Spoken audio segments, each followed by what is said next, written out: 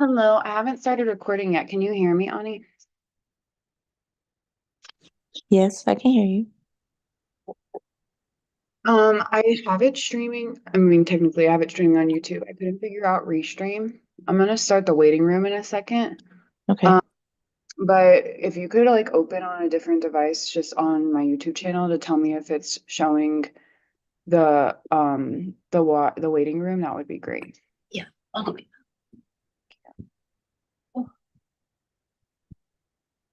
I don't like the way that this is set up right now.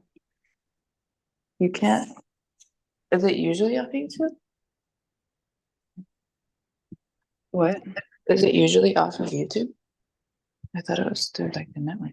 No, I have it set up on YouTube because I tried to set it up because I couldn't do Restream. Um, Why is this doing this? Like I can't see my control bar while I have this video. It's really creepy.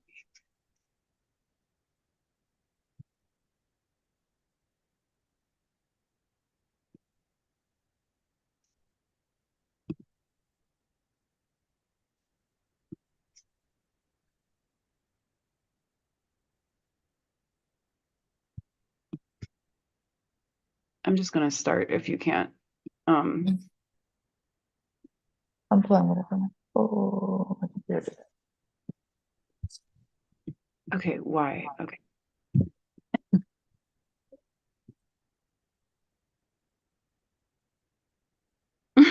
Like me live streaming the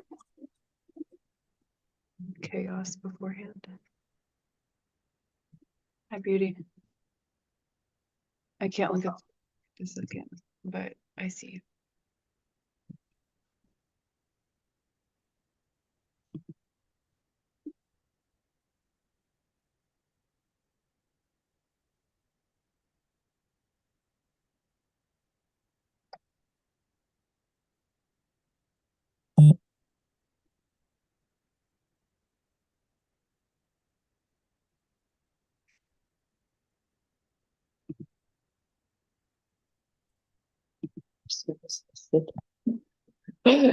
Remember, need to connect to my Wi-Fi, but the password is Wait, are you able to see it? Yes or no, Ani? Because I'm just gonna get started.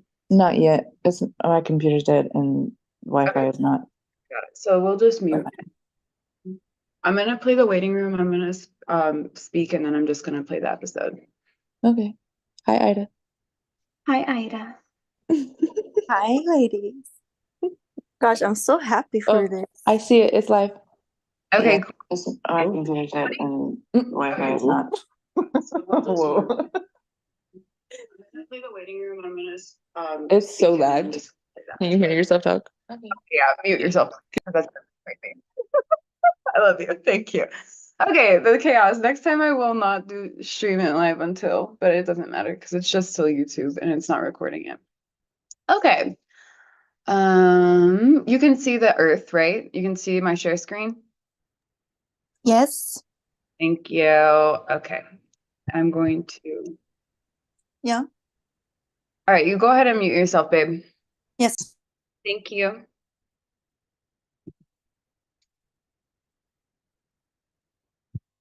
And we are recording.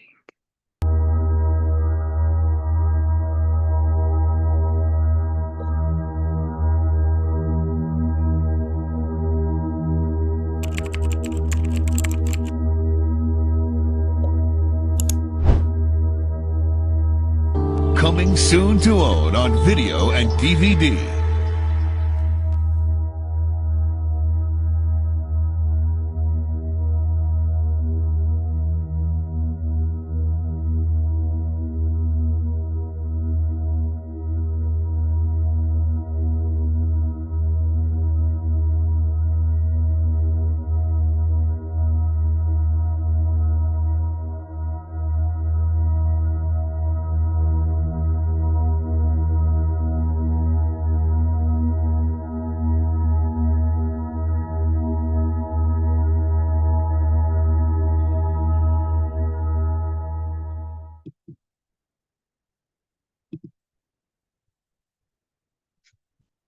Okay, hello and welcome, and thank you so much for tuning in to the very first episode that's airing on the Win Win Women Network of the Art Heals Earth show.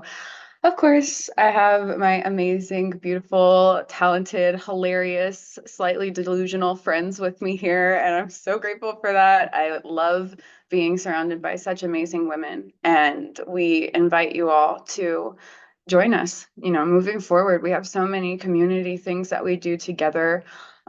We have amazing friendships, and this season of Art Heals Earth is going to be something really exceptional. I'm from the bottom of my heart so grateful, and I have beautiful roses and presents that remind me of that as we celebrate my 28th birthday tomorrow. So I'm so double excited for that, and I'm so eager to be able to show you all what it is that I've been working on for the past several years, and honestly kind of like leading up to this. My entire life has been a culmination of preparing for launching a show like this. You'll see whenever we get started, but I've always loved being in front of the camera ever since I was a really, really little girl. And to have embarked on the journey that I have over the past few years, and to have really slowed down my trajectory and felt as though I needed to surrender to my highest purpose, I was able to experience amazing things, traveling all over the world and creating art. And so this show is going to not only document that, but also highlight and showcase some of the talent and some of the women in particular around me in partnership and in collaboration with them to tell their stories and to tell important stories of exactly why I do what I do. And I think that it's a beautiful opportunity to be able to see through a different lens all of the different walks of life. Some people live very lavishly in the Tuscan countryside, and some people live in a farm in Tobago, and some people live in a refugee camp in northern Nigeria, and some people live in Stockholm, Sweden, and some people are smack dab in the middle of Utah, and some people are in New York, and all of these beautiful places that we can traverse on this teeny tiny pale blue dot, which we all exist on together. It's a beautiful thing, and I think we forget. And so this space is our safe haven to remember that every Saturday at 9 a.m. PST. And without further ado, I want to share with you the first episode of Art Heals Earth Show. Season 1, episode 1 is The Greatest Miracle in the World. And spoiler alert, the greatest miracle in the world, that's you.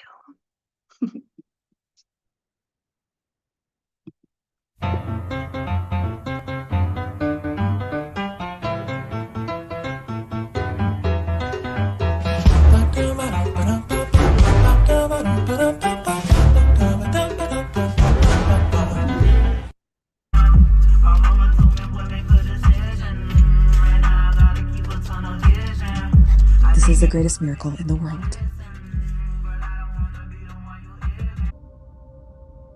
They're augmenting. The God memorandum. To you. From God. Take counsel. I hear your cry. It passes through the darkness, filters through the clouds, mingles with starlight, and finds its way to my heart on the path of a sunbeam. I have anguished. Over the cry of a hare choked in the noose of a snare, a sparrow tumbled from the nest of its mother, a child thrashing helplessly in the pond, and a son shedding his blood on a cross. Know that I hear you also. Be at peace. Be calm. I bring thee relief for your sorrow, for I know its cause and its cure. You weep for all your childhood dreams that have vanished with the years. You weep for all your self-esteem that has been corrupted by failure. You weep for all your potential that has been bartered for security. You weep for all your individuality that has been trampled by mobs. You weep for all your talent that has been wasted through misuse. You look upon yourself with disgrace. and you turn in terror from the image you see in the pool. Who is this mockery of humanity staring back with bloodless eyes of shame? Where is the grace of your manner, the beauty of your figure, the quickness of your movement, the clarity of your mind, the brilliance of your tongue? Who stole your goods? Is the thief's identity known to you as it is to me? Once you placed your head in a pillow of grass in your father's field, and you looked up at a cathedral of clouds, and you knew that all the gold of Babylon would be yours in time. Once you read from many books, and you wrote on many tablets, convinced beyond any doubt that all the wisdom of Solomon would be equaled and surpassed by you, and the seasons would flow into years until, lo, you would reign supreme in your own Garden of Eden. Dost thou remember who implanted those plans and dreams and seeds of hope within you? You cannot. You have no memory of that moment when you first emerged from your mother's womb, and I placed my hand on your soft brow, and the secret I whispered in your ear, so small, when I bestowed my blessings upon you. Do you remember our secret? You cannot. The passing years have destroyed your recollection, for they have filled your mind with fear and doubt and anxiety and remorse and hate, and there is no room for joyful memories where these beasts habitate. Weep no more. I am with you. And this moment is the dividing line of your life. All that has gone before is like unto no more than that time you slept within your mother's womb. What is past is dead. Let the dead bury the dead. This day you return from the living dead. This day, like unto Elijah with the widow's son, I stretch myself upon thee 3 times, and you live again. This day, like unto Elisha with the Shulamite's son, I put my mouth upon your mouth, and my eyes upon your eyes, and my hands upon your hands, and your flesh is warm again. This day, like unto Jesus at the tomb of Lazarus, I command you to come forth, and you will walk from your cave of doom to begin a new life. This is your birthday. This is your new date of birth. Your first life, like unto a play of the theater, was only a rehearsal. This time the curtain is up. This time the world watches and waits to applaud. This time you will not fail. Light your candles, share your cake, pour the wine. You have been reborn. Like a butterfly from its chrysalis, you will fly.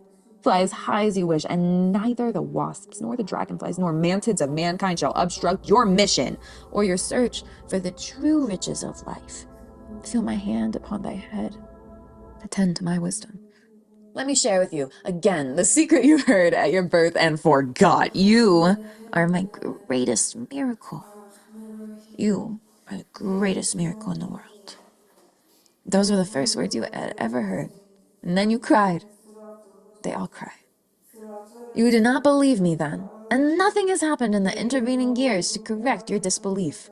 For how could you be a miracle when you consider yourself a failure at the most menial of tasks? How can you be a miracle when you have little confidence in dealing with the most trivial of responsibilities? How can you be a miracle when you are shackled by debt and lie awake in torment over whence will come tomorrow's bread? Enough. The milk that is spilled is sour. Yet, how many prophets, how many wise men, how many poets, how many artists, how many composers, how many scientists, how many philosophers and messengers have I sent with word of your divinity, your potential for godliness, and the secrets of achievement? How did you treat them? Still, I love you, and I am with you now. Through these words, to fulfill the prophet who announced that the Lord shall set his hand again the second time to recover the remnant of his people. I have set my hand again. This is the second time. You are my remnant. It is of no avail to ask. Haven't you known? Haven't you heard? Hasn't it been told to you from the beginning? Haven't you understood from the foundations of the earth? You have not known. And you have not heard, you have not understood. You have been told that you are a divinity in disguise, a god playing a fool. You have been told that you are a special piece of work, noble in reason, infinite in faculties, express and admirable in form, and moving like an angel in action, like a god in apprehension. You have been told that you are the salt of the earth. You were given the secret even of moving mountains, of performing the impossible. You believed. No one. You burned your map to happiness. You abandoned your claim to peace of mind. You snuffed out the candles that had been placed along your destined path of glory, and then you stumbled, lost, and frightened in the darkness of futility and self-pity until you fell into a hell of your own creation. Then you cried, and you beat your breast, and cursed the luck that had befallen you. You refused to accept the consequences of your own petty thoughts and lazy deeds. And you searched for a scapegoat on which to blame your failures. How quickly you found one! You blamed me! You cried that your handicaps, your mediocrity, your lack of opportunity, your failures were the will of God. You were wrong. Let us take inventory. Let us first call a roll of your handicaps for how can I ask you to build a new life, lest you have the tools? Are you blind? Does the sun rise and fall without your witness? No. You can see. And the 100 million receptors I have placed in your eyes enable you to enjoy the magic of a leaf, a snowflake, a pond, an eagle, a child, a cloud, a star, a rose, a rainbow, and the look of love. Count one blessing. Are you deaf? Can a baby laugh or cry without your attention? No. You can hear, and the 24,000 fibers I have built in each of your ears vibrate to the winds and the trees and the tides on the rocks, the majesty of an opera, a robin's plea, children at play, and the words, I love you. Count another blessing. Are you mute? Do your lips move and bring forth only spittle? No, you can speak, as can no other of my creatures, and your words can calm the angry, uplift the despondent, goad the quitter, cheer the unhappy, warm the lonely, praise the worthy, encourage the defeated, teach the ignorant, and say, I love you. Count another blessing. Are you paralyzed? Does your helpless form despoil the land? No, you can move. You are not a tree condemned to a small plot while the wind in the world abuses you. You can stretch and run and dance and work, for within you I have designed 500 muscles, 200 bones, and 7 miles of nerve fiber, all synchronized by me to do your bidding. Count another blessing. Are you unloved and unloving? Does loneliness engulf you night and day? No, no more. For now you know love's secret. That to receive love, it must be given, with no thought of its return. To love for fulfillment, satisfaction, or pride is no love. Love is a gift on which no return is demanded. Now you know that to love unselfishly is its own reward. And even should you love and have it not be returned, it is not lost. For love, not reciprocated, will flow back to you and soften and purify your heart. Count another blessing. Count twice. Is your heart stricken? Does it leak and strain to maintain your life? No. Your heart's strong. Touch your chest and feel its rhythm, pulsating hour after hour, day and night. 36 million beats each year, year after year, asleep or awake, pumping your blood through more than 60,000 miles of veins, arteries, and tubing, pumping more than 600,000 gallons each year. Man has never created such a machine. Count another blessing. Are you diseased of skin? Do people turn and horror when you approach? No, your skin is clear and a marvel of creation, needing only that you tend it with soap and oil and brush and care. In time, all steels will tarnish and rust, but not your skin. Eventually, the strongest of metals will wear with use, but not that layer that I have constructed around you. Constantly, it renews itself. Old cells replaced by the new, just as the old you is now replaced by the new. Count another blessing. Are your lungs befouled? Does the breath of life struggle to enter your body? No. Your portholes to life support you even in the vilest of environments of your own making.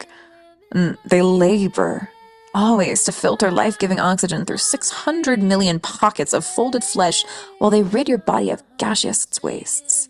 Count another blessing. Is your blood poisoned?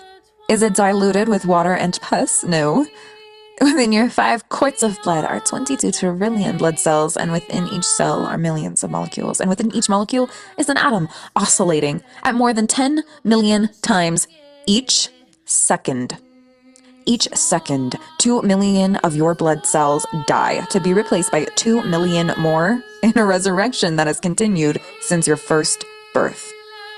As it has always been inside, so now it is on your outside. Count another blessing. Are you feeble of mind? Can you no longer think for yourself? No. Your brain is the most complex structure in the universe. I know. Within its 3 pounds are 13 billion nerve cells, more than 3 times as many cells as there are people on your earth. To help you, file away every perception, every sound, every taste, every smell. Every action you have experienced since the day of your birth, I have implanted within your cells more than 100,000 billion protein molecules. Every incident in your life is there waiting, only your recall. And to assist your brain in the control of your body, I have dispersed throughout your form 4 million pain-sensitive structures, 500,000 touch detectors, and more than 200,000 temperature detectors. No nation's gold is better protected than you.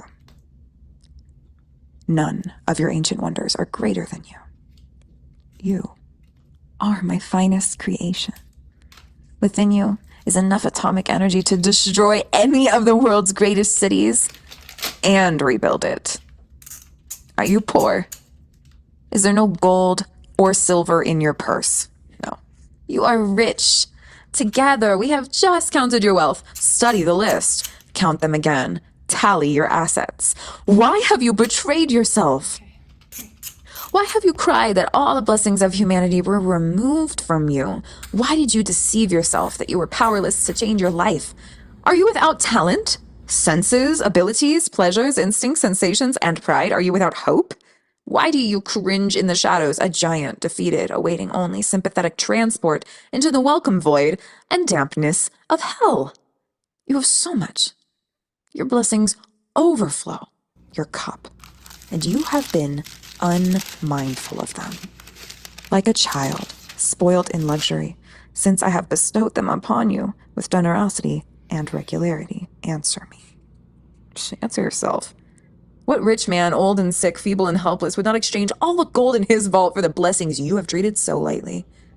Know then the first secret to happiness and success that you possess even now. Every blessing necessary to achieve great glory. They are your treasure, your tools with which to build, starting today, the foundation for a new and better life. Therefore, I say unto you, count your blessings, and know that you already are my greatest creation. This is the first law you must obey in order to perform the greatest miracle in the world, the return of your humanity from living death. And be grateful for your lessons learned in poverty. For he is not poor who is little, only he that desires much. And true security is not in the things that one has, but in the things one can do without. Where are the handicaps that produce your failures? They existed only in your mind. Count your blessings. And the second law is like unto the first. Proclaim your rarity. You had condemned yourself into a potter's field. And there you lie, unable to forgive your own failure, destroying yourself with self-hate, self-incrimination, and revulsion at your crimes against yourself and others. Are you not perplexed? Do you not wonder why I am able to forgive? All of your failures, all your transgressions, your pitiful demeanor, when you cannot forgive yourself. I address you now for 3 reasons. You need me. You are not one of a herd heading for destruction in a gray mass of mediocrity. And you are a great rarity. Consider a painting by Rembrandt, or a bronze by Degas, or a violin by Stradivarius, or a play by Shakespeare. They have great value for 2 reasons. Their creators were masters, and they are few in number. Yet there are more than one of each of those. On that reasoning, you are the most valuable treasure on the face of the earth. You know who created you. And there is only one of you. Never, in all the 70 billion humans who have walked this planet since the beginning of time, has there been anyone exactly like you. Never, until the end of time, will there be another such as you. You've shown no knowledge or appreciation of your uniqueness. Yet, you are the rarest thing in the world.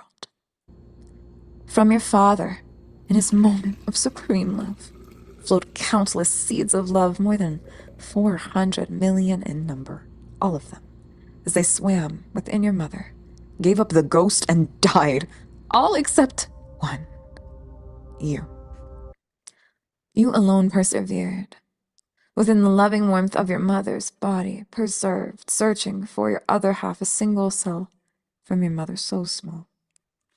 So small, that more than 22 million would be necessary to fill an acorn shell, yet, despite impossible odds in that vast ocean of darkness and disaster, you persevered, found that infinitesimal cell, joined with it, and began a new life. Your life. You arrived, bringing with you, as does every child, the message that I was not yet discouraged of man. 2 cells, now united in a miracle. 2 cells, each containing 23 chromosomes, and within each chromosome, hundreds of genes, which would govern every characteristic about you, from the color of your eyes to the charm of your manner to the size of your brain. With all the combinations at my command, beginning with that single sperm from your father's 400 million, through the hundreds of genes in each of the chromosomes from your mother and father, I could have created 300,000 billion humans, each different from one another. But who did I bring forth?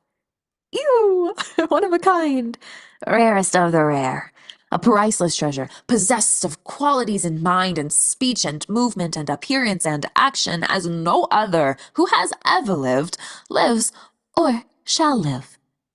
Why have you valued yourself in pennies when you are worth a king's ransom? Why did you listen to those who demeaned you? And far worse, why did you believe them? Take counsel, no longer hide your rarity in the dark. Bring it forth, show the world. Strive not to walk as your brother walks, nor talk as your leader talks, nor labor as do the mediocre. Never do as another, never imitate. For how do you know that you may not imitate evil? And he who imitates evil always goes beyond the example set, while he who imitates what is good always falls short. Imitate no one. Be yourself. Show your rarity to the world, and they will shower you with gold. This, then, is the second law. Proclaim your rarity. And now you have received 2 laws. Count your blessings. Proclaim your rarity. You have no handicaps. You are not mediocre. You nod. You force a smile. You admit to yourself deception. What of your next complaint? Opportunity never seeks thee? Take counsel, and it shall come to pass. For now I give you the law of success in every venture. Many centuries ago, this law was given to your forefathers from the top of a mountain. Some heeded the law, and lo, their life was filled with the fruits of happiness, accomplishment, gold, and peace of mind. Most listened not, for they sought magic means, devious routes, or waited for the devil, called luck, to deliver them the riches of life. They waited in vain, just as you waited. And then they wept, as you wept, blaming their lack of fortune on my will. The law is simple. Young or old, pauper or king, white or black, male or female, all can use the secret to their advantage. For all the rules and speeches and scriptures of success and how to attain it, only one method has ever failed. Whomsoever shall compel ye to go with him 1 mile, go with him 2. This, then, is the third law. The secret that will produce riches and acclaim beyond your dreams. Go another mile. The only certain means of success is to render more and better service than expected of you, no matter what your task may be. That is a habit followed by all the successful people since the beginning of time. Therefore, I saith, the surest way to doom yourself of mediocrity is to perform only the work for which you are paid. Think not ye are being cheated if you deliver more than the silver you receive, for there is a pendulum. to all life, and the sweat you deliver, if not rewarded today, will swing back tomorrow tenfold. The mediocre never goes another mile. For why should he cheat himself, he thinks, but you're not mediocre. To go another mile, it's a privilege that you must appropriate by your own initiative. You cannot and you must not avoid it. Neglect it. Do only as little as the others, and the responsibility for your failure is yours alone. You can no more render service without receiving just compensation than you can withhold the rendering of it without suffering the loss of reward. Cause and effect, means and ends, seed and fruit. These cannot be separated. The effect already blooms in the cause. The end pre-exists in the means, and the fruit is always in the seed. Go another mile. Concern yourself not should you serve an ungrateful master. Serve him more, and instead of him, let it be me who is in your debt. For then you will know that every minute, every stroke of extra service will be repaid. And worry not, should your reward not come soon, for the longer that payment is withheld, the better for you. And compound interest on compound interest is the law's greatest benefit. You cannot command success, you can only deserve it. And now, you know the greatest secret necessary in order to merit its rare reward. Go another mile. Where is the field whence you cried? There was no opportunity. Look around thee. See where only yesterday you wallowed in the refuse of self-pity, and now you walk tall on a carpet of gold. Nothing has changed except you. But you are everything. You are my greatest miracle. You are the greatest miracle in the world, and now the laws of happiness and success are 3. Count your blessings, proclaim your rarity, go another mile. Be patient with your progress. To count your blessings with gratitude, to proclaim your rarity with pride, to go an extra mile and then another, these acts are not accomplished in the blinking of an eye. Yet, that which you acquire with the most difficulty, you retain the longest. As those who have earned a fortune are more careful of it than those by whom it was inherited. And fear not, as you enter your new life, every noble acquisition is attended with its risks. He who fears to encounter the one must not expect to obtain the other. Now, you know you are a miracle, and there is no fear in a miracle. Be proud. You are not the momentary whim of a careless creator experimenting in the laboratory of life. You are not a slave of forces that you cannot comprehend. You are a free manifestation of no force but mine, of no love but mine. You are made with a purpose. Feel my hand. Hear my word. You need me. And I need you. We have a world to rebuild. And if it requireth a miracle, what is that to us? We are both miracles. Now we have each other. Never have I lost faith in you since that day when I first spun you from a giant wave and tossed you helplessly on the sands as you measure time. That was more than 500 million years ago. There were many models, many shapes, many sizes, before I reached perfection in you more than 30,000 years ago. I have made no further effort to improve on you all of these years. For how could one improve on a miracle? You were a marvel to behold, and I was pleased. I gave you this world and dominion over it. Then, to enable you to reach your full potential, I placed my hand upon you once more, and I endowed you with the powers unknown to any other creature in the universe, even unto this day. I gave you the power to think. I gave you the power to love. I gave you the power to will. I gave you the power to laugh, the power to imagine. I gave you the power to create. I gave you the power to plan. I gave you the power to speak. I gave you the power to pray. My pride in you knew no bounds. You were my ultimate creation, my greatest miracle.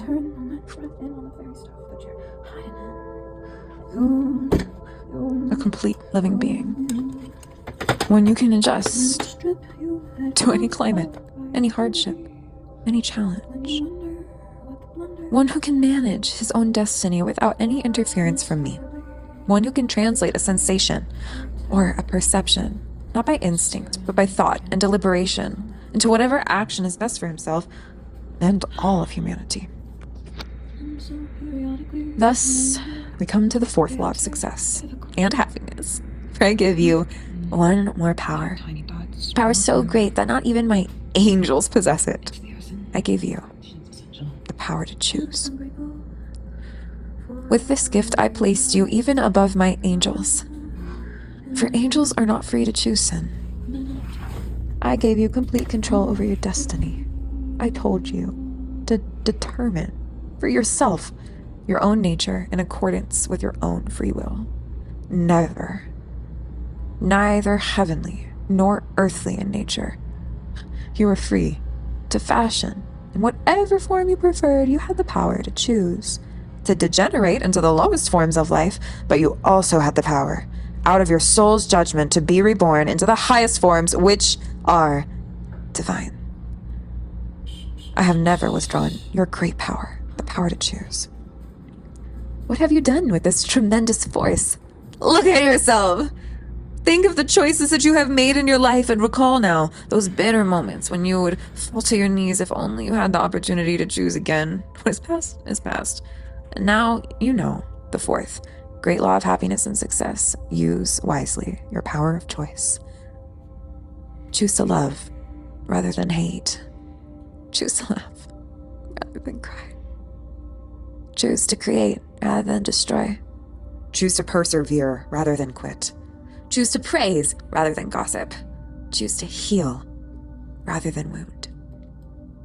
Choose to give rather than steal. Choose to act rather than procrastinate. Choose to grow rather than rot. Choose to pray rather than curse. Choose to live rather than die. Now you know that all of your misfortunes were not my will. For all power was vested in you, and the accumulation of deeds and thoughts which placed you on the refuse of humanity were your doing, not mine. My gifts of power were too large for your small nature. Now you have grown tall and wise, and the fruits of the land will be yours. You are more than a human being. You are a human becoming. You are capable of great wonders. Your potential is unlimited. Who else among my creatures has mastered fire? Who else among my creatures has conquered gravity, has pierced the heavens, has conquered disease and pestilence and drought? Never demean yourself again. Never settle for the crumbs of life. Never hide your talents from this day hence. Remember the child who says, "When I am big boy." But what is that? For the big boy says, "When I'm a grown-up." And then the grown-up, he says, "When I am wed." And to be wed, what is that after all? The thought then changes to, "When I retire." And then retirement comes and he looks back over the landscape traverse. A cold wind sweeps over it. And somehow he has missed it all. And it's gone. So enjoy this day, today, and tomorrow. You have performed the greatest miracle in the world. You have returned from a living death. You will feel self-pity no more, and each day you will be challenged and enjoyed. You have been born again. But just as before, you can choose failure and despair, or success and happiness. The choice is yours. The choice is exclusively yours. I can only watch, as before, in pride or sorrow. Remember then, the 4 laws of happiness and success. Count your blessings. Proclaim your rarity. Go another mile. And use wisely your power of choice. And one more, to fulfill the other 4. Do all things with love. Love for yourself. Love for all others. And love for me. Wipe away your tears. Reach out. Grasp my hand. And stand straight. Let me cut the grave cloths that bound you. This day, you have been notified. You are the greatest miracle in the world.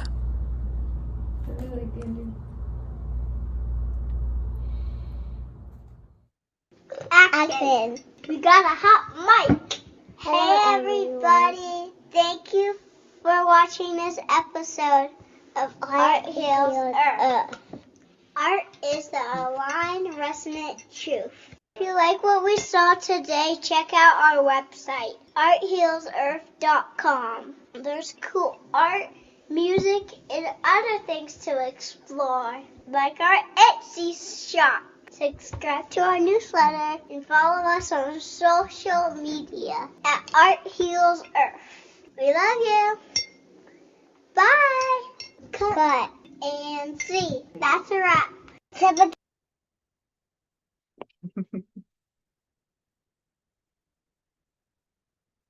So there you have it.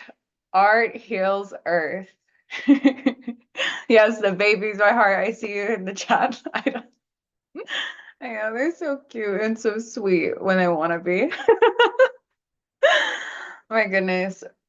You know, it's always interesting to me because as you know, on the team, the ladies who are with me here right now, and some of the people watching this, I've expressed this particular episode is very different than the rest of season 1. And I really wanted to take time to think about how I wanted to present each episode to everybody.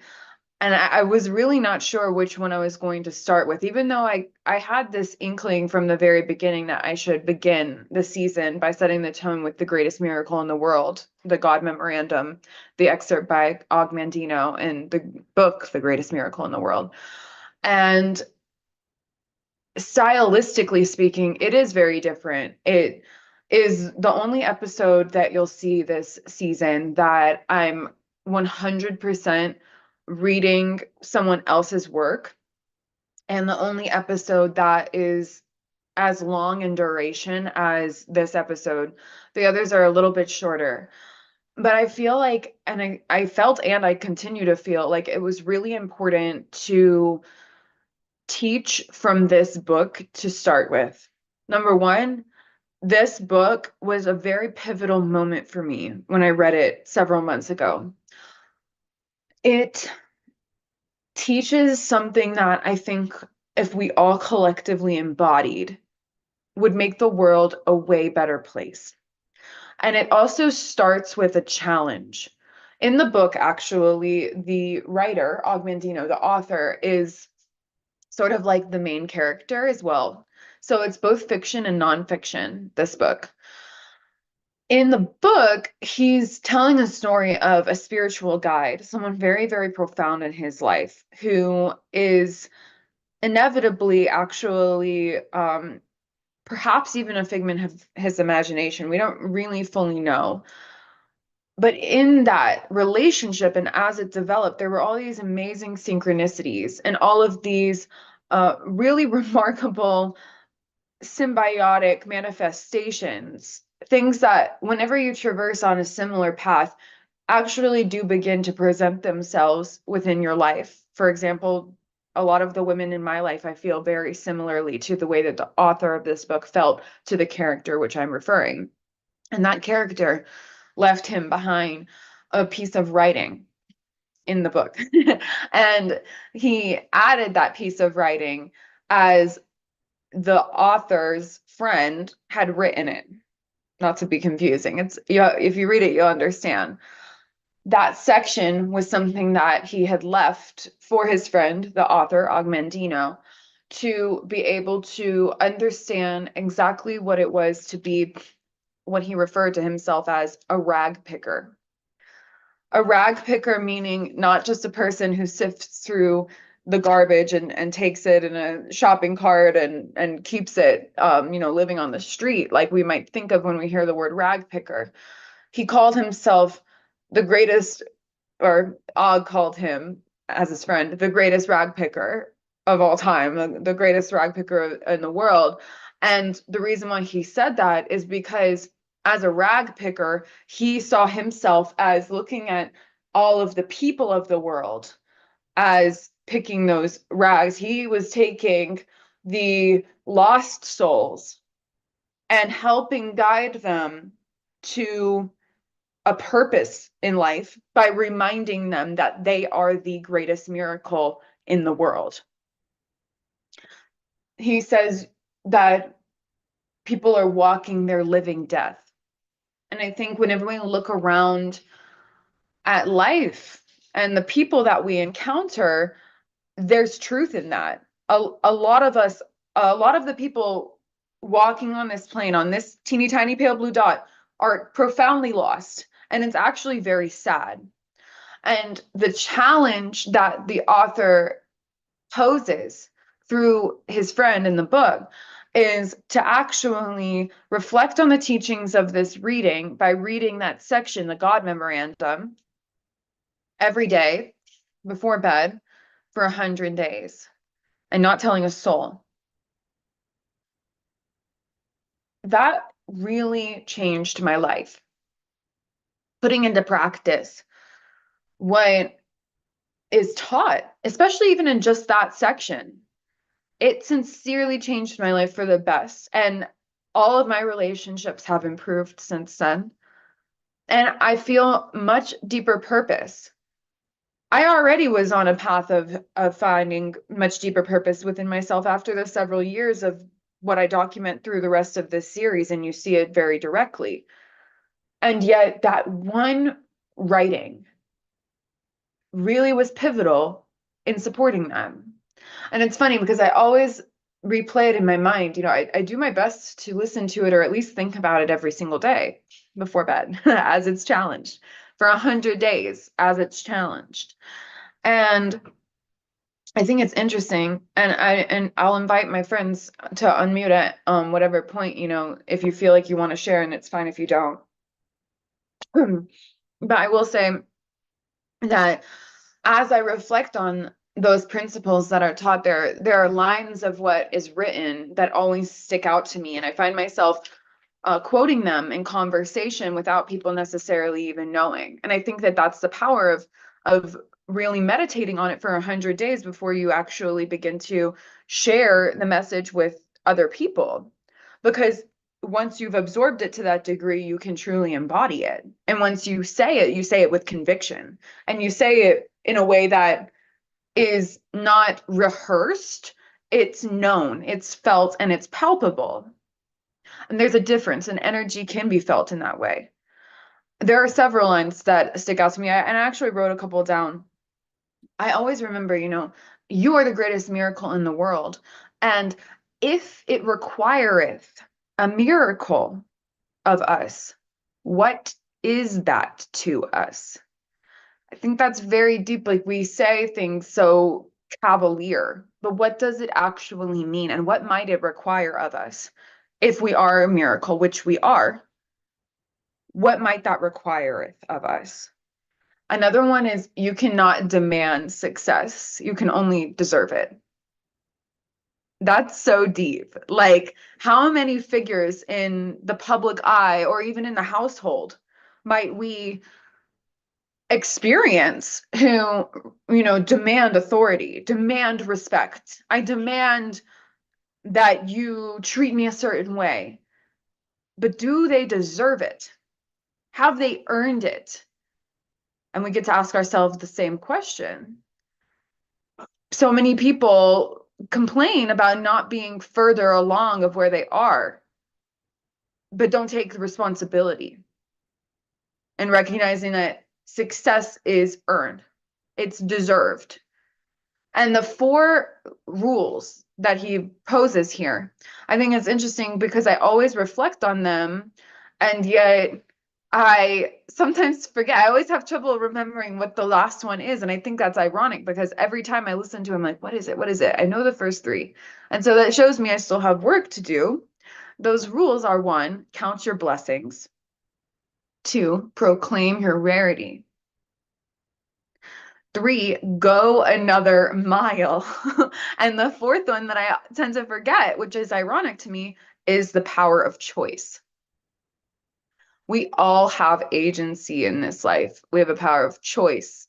And one of my favorite parts of that video, and also other books which I have read, for example, it's written in the 5th Agreement as well, which I'm sure we'll have an episode with the lessons about that writing too, by Don Miguel Ruiz Jr.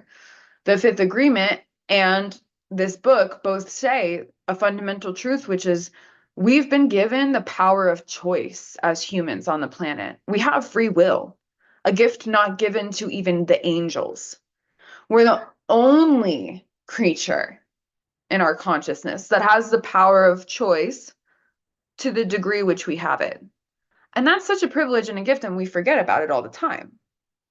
We do ourselves a disservice by not embodying our power of choice. And we actually refrain from making the world a better place because we succumb to a powerlessness that is feign. It is farce. It's not real. We have power of choice. And once we choose to embody that, that's whenever we are able to actually step into that power. And so those are some of the things that in reflection really resonated with me. In the last like 9 minutes here, I would love if Ida or if Ani or anyone else wants to, tune in and say anything, or tune in, wants to chime in and say anything, you're welcome to.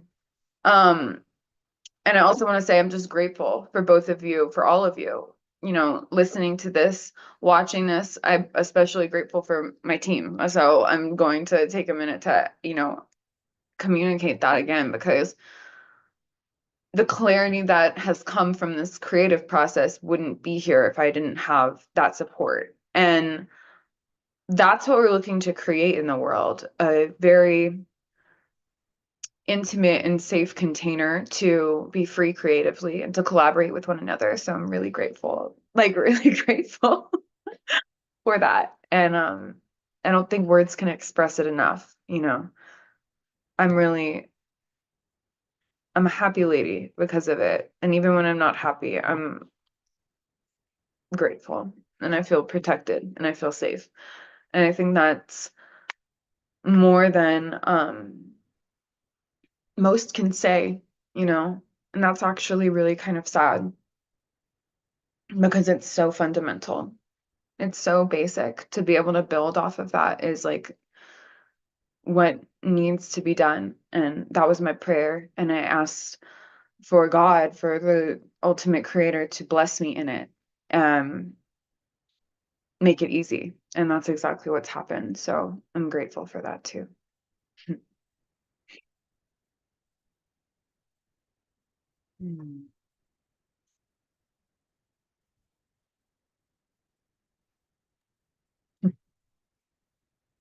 Hi.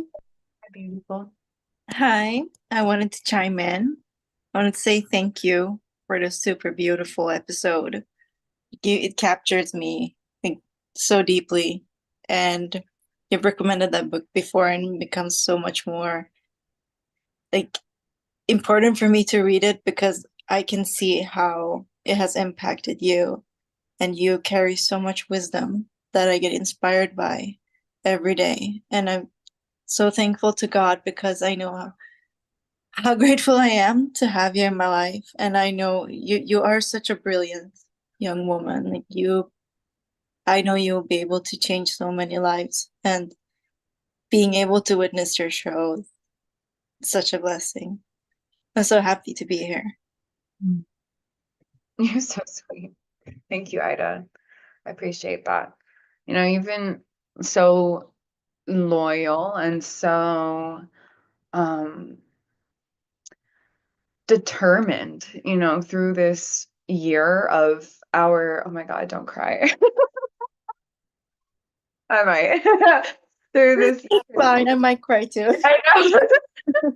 It's like my dad texted me this morning and, told me how happy he was to be able to watch the show and that I've had a heck of a year, and you've been with me like throughout that entire process. And it's true, like we've had an amazing, difficult, like freaky deaky, like hilarious, fun, exciting, and beautiful past year together. And I look at so much growth that can happen in such a short period of time and how we can challenge our belief systems, our identities, how we can open ourselves up to infinite possibilities. And that is so a superpower that I think often gets overlooked, and not even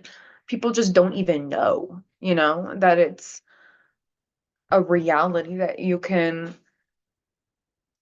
default to creation, not consumption, to default to how can I make this happen? Not I can't do that or my limitations, to default to gratitude, not dissatisfaction or complaining, or defaulting to success and not bitterness. I think we have a lot of opportunity to really relieve a lot of the tension that is existing as the constant state of the majority of the population of the planet. It's all inflammation, but the body is designed to heal itself. And so, us being able to embody that through self accountability and through these modalities of remembrance, like this book or like this show or like making art, those are all ways that we can return back to ourselves and be in our essence in the world. Because I know that we're not made as the greatest miracle in all of creation, with all of those cells and all of those molecules and all of those atoms that were described, to be able to stretch out across the entire circumference of the planet, to be living here and playing small and paying taxes and living in fear. Like, that's not why I was divinely created, and not why you were either. What a gift to be able to know that, and to know that so young, and to be the messenger who gets to provide those reminders all of the time to people, and then have them reflected back to ourselves, right? Because we are messengers, and by the meaning of the Greek word of angel, an angel is a messenger, but an angel doesn't have free will. And so we have that power of choice. We might embody that to a certain degree, but at the end of the day, we were created as human. And so we need those reminders from one another, because if we were actually, in essence, biblical angels, or, Quranic angels, we wouldn't need reminders from one another of that truth, because we would have no other choice but to live it. Yeah. My sister always says that I'll go on these, like, like I just did for the past hour, like these, like, spirit talks, and I'll just like be like, "Da, da, da, da, da, da, da, da, da, da, da," and then I'll just be like, yeah. Something like, did you make yourself tired, or? You let it soak in after a while. You bring it out to the collective, and then you just land. Yeah. You know? You know? Yeah. Oh my goodness. Well, Ani, if you have anything you want to say, you're welcome to. Yeah, in these last few seconds, I just wanted to say I love you and I'm grateful for you. And I love you, Ida. And I'm so passionate about what we're doing. I think that we're going to bless a lot of lives, and you specifically, Karina, are going to bless so many lives. And I'm excited to be a witness to that. And like we said earlier, we prayed to be here, and here we are, and we are enjoying every single moment. And I'm just grateful. And I'm so proud of you. And I love you. Mm.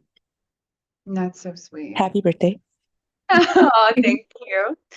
I really appreciate that. I really, really do.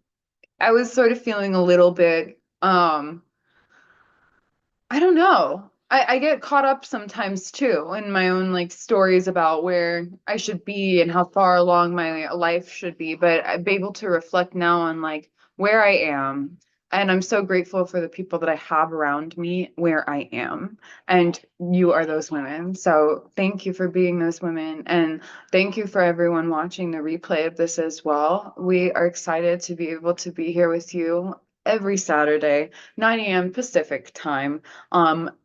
It's awesome on the West Coast. Okay. So we love it here. I'm looking forward to next week. Have not determined what episode we will be looking at yet, but I have a couple of ideas. So please tune in, share this, like, subscribe, comment, do all of the things that you do when you live in a matrix. And we will see you once again next week. Thank you. I love you. Remember that art is the aligned resonant truth, ART, and that art